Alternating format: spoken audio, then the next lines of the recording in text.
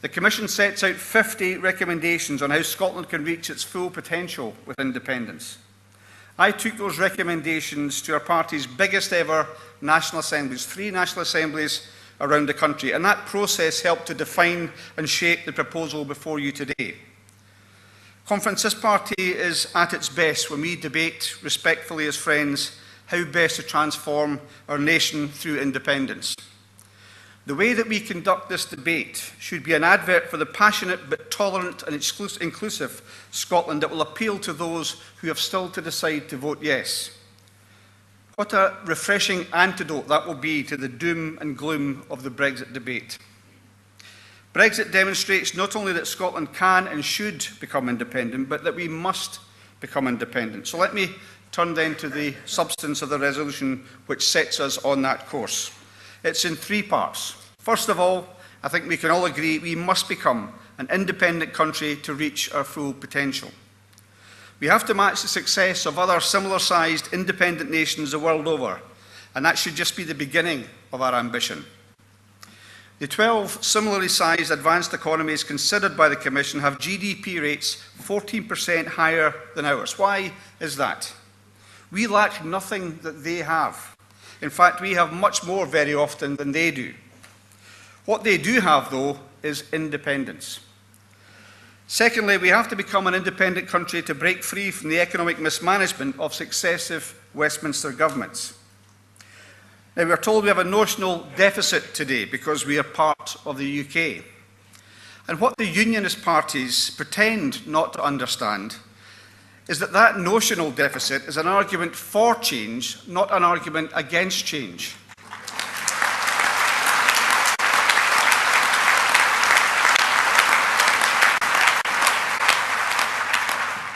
And I'd like to be really clear on this point, Conference. This resolution rejects austerity outright. This resolution rejects austerity outright. We can make better spending decisions. You heard the testimony of John Swinney earlier on to what the Scottish Government has achieved. We can make better spending decisions. With independence, we can rid our shores of nuclear weapons.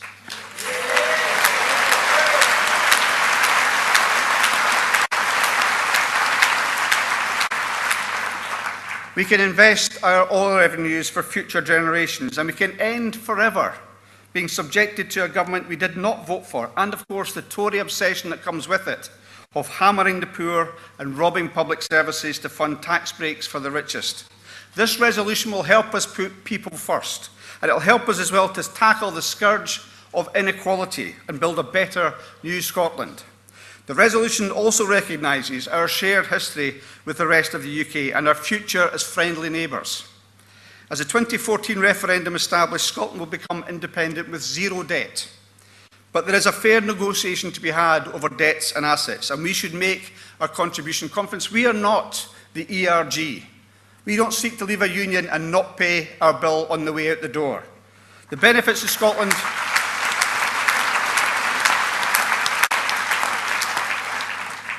As we've seen with the way that the First Minister has conducted the Brexit debate since its inception, we have a lot to gain from being the only grown-ups in the room.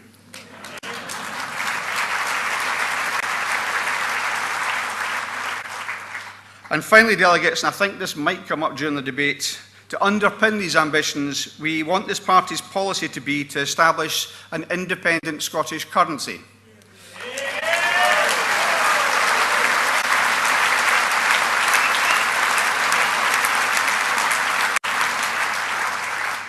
And as with everything else that we do as a party, and which this government has done, we have to try and realise that ambition with caution and common sense, appealing to as wide an audience as possible.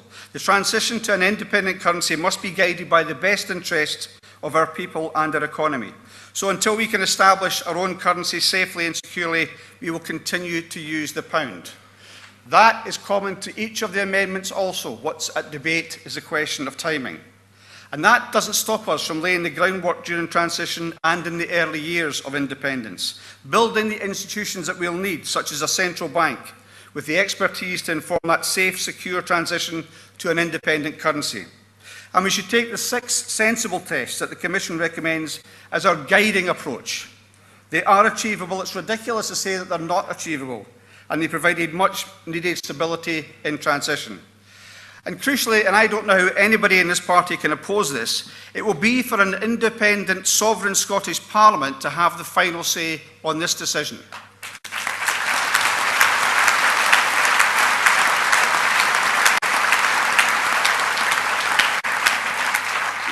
Once again, that will be the SNP putting the decisions on Scotland's future in Scotland's heart. Conference, growth, responsibility and a steady transition to a Scottish currency. The three elements of this resolution work together in their entirety. And to second the resolution, we have Derek Mackay, MSP, our Finance Secretary. Derek Mackay.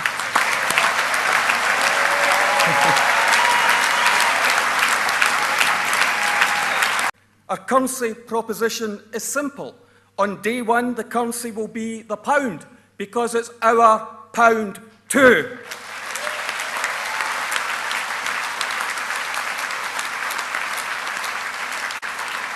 And you see, we know that keeping the pound in the early years of independence is the preferred choice of the Scottish people. It's how people pay their bills and get their pensions, and they don't want us to take that away from them.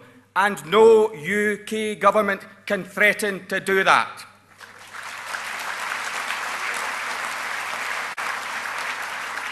So our currency would only change when an independent, democratically elected Scottish Parliament, informed by an independent Scottish central bank that we would build, decides it's in our economic interests to do so.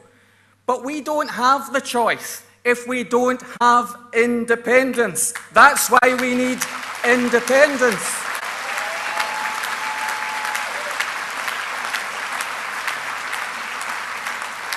So we have a robust plan that unlocks our nation's enormous potential to match the performance of the best economies on earth, reject austerity, invest in our public services, and break free from the London-centric economic model that has failed this country.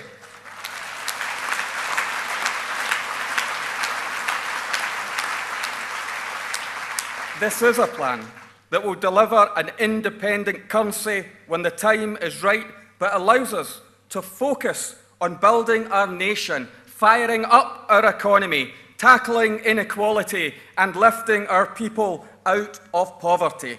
This isn't every policy we need for independence, but it is the foundation on which we can build a fairer society and turn away from the failed UK system. So as Scotland's Finance Secretary, I work hard, but I know with independence I could do so much more to make our country stronger. We can answer the questions that will be asked of us to convince the undecided. This is the platform we need to win. So let's back this resolution unamended. Then let's get out there and win independence.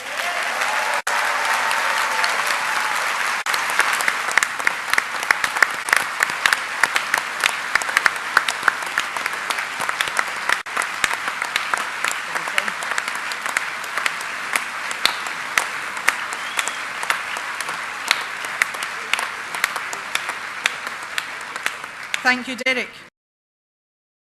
Move now, conference, to Amendment D, and I would ask Dr Timothy Rideout to propose the amendment, to be followed by Cameron Archibald. This debate is about Scotland's control of its economic policy. The fact is that if we use sterling, our monetary policy, so that's the interest rate, the exchange rate, the money supply and the inflation rate, will all be set in London.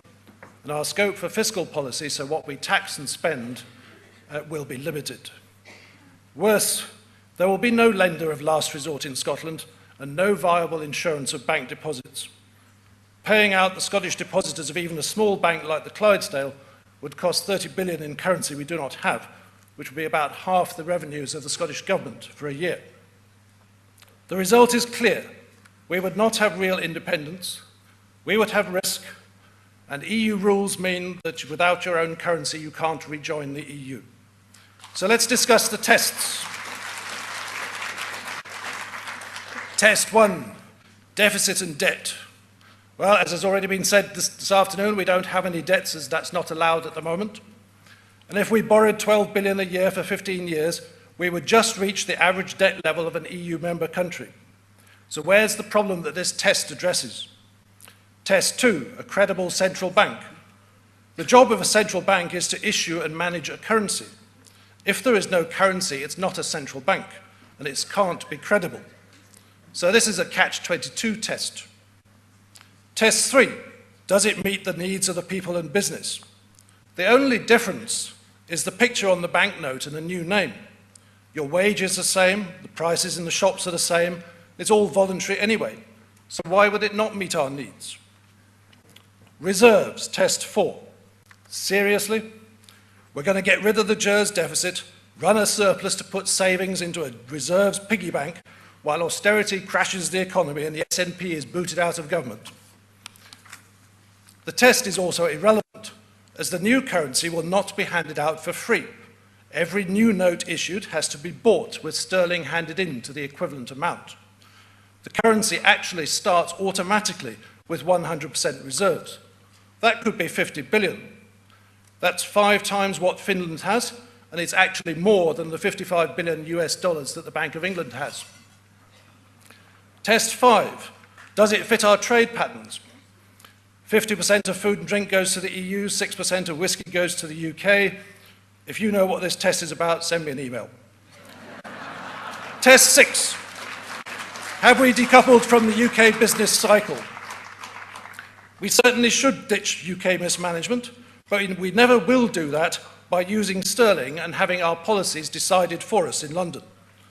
The only way to decouple is to have your own currency.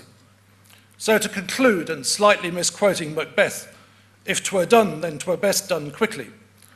Please vote for Amendment D, a new currency as soon as practicable and as agreed by Parliament after Independence Day. Thank you, Timothy.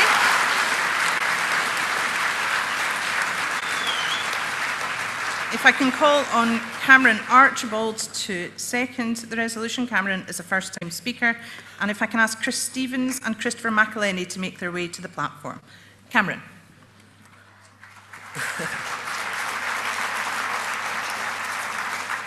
The topic of currency has been a fiery but healthy debate within our party.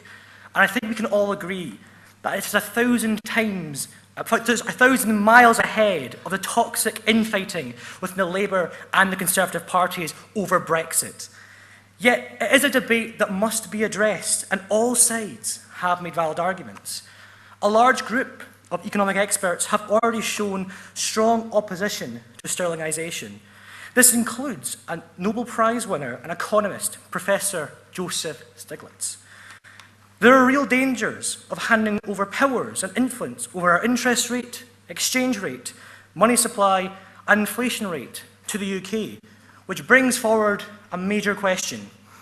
If we argue that we can't trust the UK to run Scotland's affairs, then why would we trust them with hugely important powers over our economy for an unknown amount of time?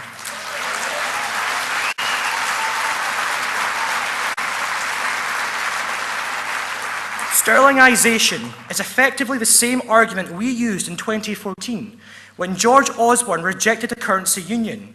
The uncertainty of when a new currency will be introduced is lumped on to the failed argument of 2014. That said, a currency on day one is unrealistic. At this stage, we can only say as soon as after independence, as practical and as possible to do so, i.e., when Parliament is satisfied all preparations are complete. There's also no denying that a majority of Scots do favour keeping the pound, despite the benefits of monetary sovereignty. It will be our task to explain those benefits and the risks using sterling. Also, that proper preparation has been made. Both sides hold valid points. That needs to be addressed, and this amendment does both. Together, these amendments, specifically as I prefer, B and D, will mean that we retain sterling for the beginning of independence and remove the 6 tests. It lays down a timetable to launch our own currency as soon as practical within the first parliamentary term. A currency launch will be up to the first independent Scottish Parliament. Laying down a future timetable for a new currency brings certainty instead of leaving it up to an unknown amount of time, strong-armed by 6 tests. This means we'll have control over major economic powers in the future, instead of leaving it in the hands of Westminster. This also means Scotland won't rush to create a new currency. It gives us enough time to build the right institutions. During the negotiation period and for some time after, we will still have the pound. Amendments B and D are key to unite the SNP membership around currency. And I ask all members to get around them. It is the middle ground we can all get behind to ensure monetary sovereignty, but also security for those who still want to keep the pound in the short term. Please back Amendment D and B. Thank you. Thank you, Cameron. Ask Timothy Rideout to sum up for Amendment D and ask Chris Stevens to be ready to come to the platform. How many of those 111 new members of the United Nations in the last 60 years use somebody else's currency with no control over that currency? I'll leave that hanging. Our own currency, I would agree, does not guarantee economic success. I wouldn't say that it, I would never say that it did. However, getting your currency wrong and using sterling with no control over it, no control over your economic policy, has the potential to completely sabotage the foundation of the new country, or the re-established country. If we are sterlingized, for example, for 5 years and there is any financial crisis, we will be unable to do anything about it. We'll be grovelling to the Bank of England asking for a bailout, to which they will delight in saying no. Our doorstep position has to be clear. Now, I've told you that I think the 6 tests are mostly rubbish, and if they are unlikely to be achieved or they're either irrelevant, I don't want to be standing on the doorstep trying to explain to a confused voter what 6 tests are.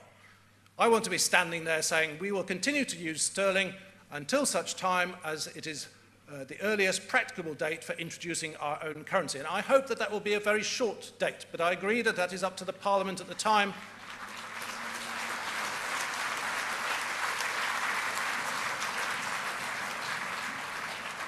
And that is really very clear. It cannot be attacked by unionists. We're going to use sterling, and as soon as we possibly can, we will introduce our own currency. No argument, no ifs, no buts, no means of attack. What as soon as practicable actually means will be determined by Parliament and our MPs and so on in 5 years' time or whenever it is. So I would urge you to vote for Amendment D and set a clear policy that we can explain on the doorstep and win the referendum.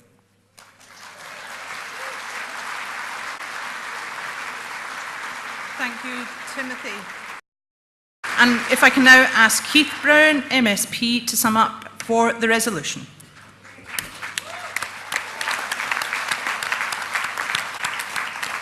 The point is, there is a huge amount that actually unites us in all of this. All of the amendments, bar Amendment A, which talks about a different subject, except the fact we will be using the pound for a certain period of time. And again, we're focusing on the currency, and as Roger Mullen said, there's so much more to this resolution than just the currency. But on that issue, what the resolution tries to do is to say this is the process, a thought-out, measured process for moving to the Scottish currency. And that's the right thing to do. We need to convince other people.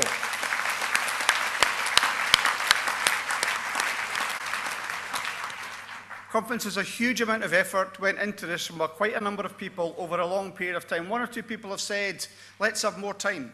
Let's commission more reports. Let's remit this back and think again. Conference, we are in the teeth, whether we believe it or not, of an independence referendum campaign right now.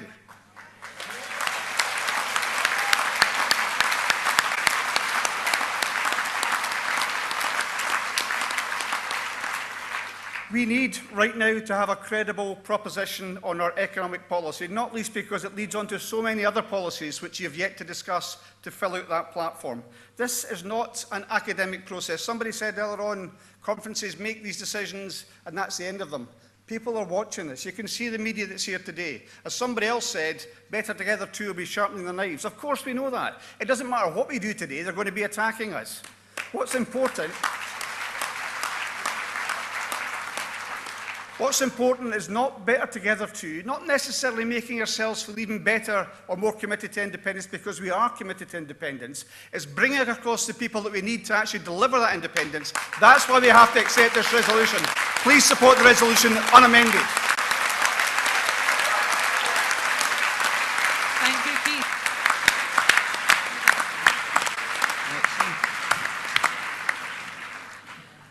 Thank you, delegates, and thank you to all of those who spoke, because that was really an excellent debate.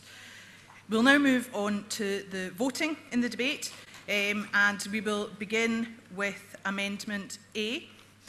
Can I ask all those in favour of Amendment A to raise their cards? Okay, cards down. All those against Amendment A to raise their cards? Cards down. Amendment A falls substantially. Thank you, delegates. If we can then move on to Amendment B, and if I can note to delegates that as we approach Amendments B, C and D, you'll see that there's elements of incompatibility between them, but rather than try and limit your choices, then we'll let delegates have their say in turn, and if we require a further vote after that, then we'll do so. So firstly, we will vote on Amendment B.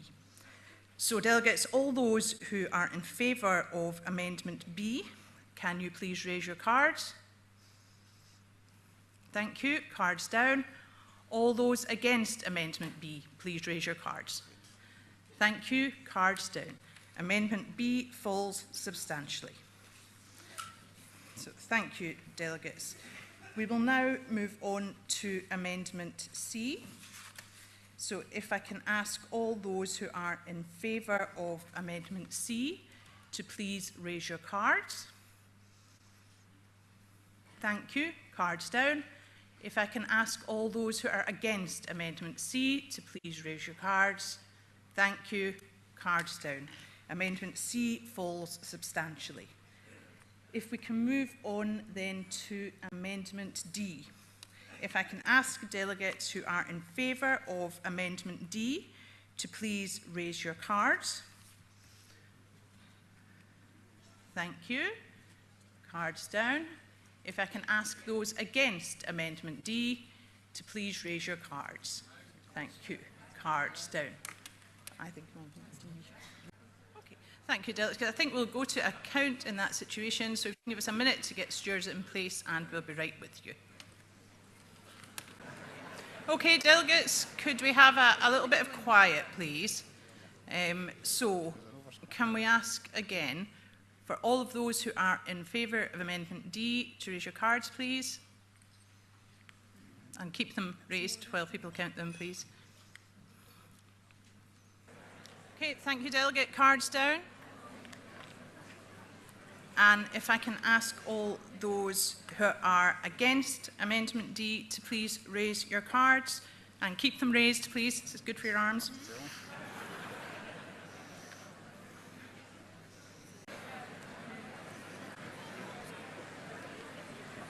Okay, thank you, delegates. Thank you for your patience. So we have counted and the Amendment D passes. So thank you, delegates.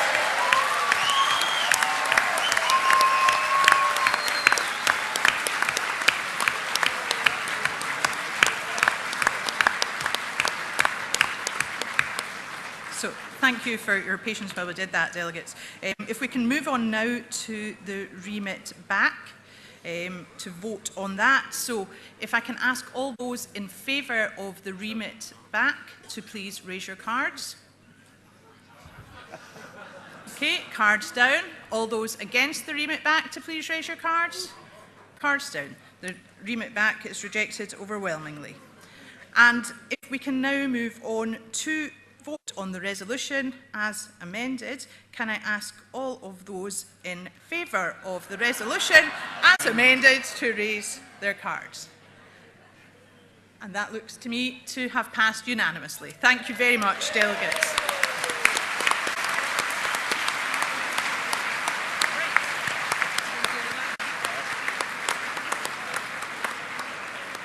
So, delegates, we're now moving into internal session.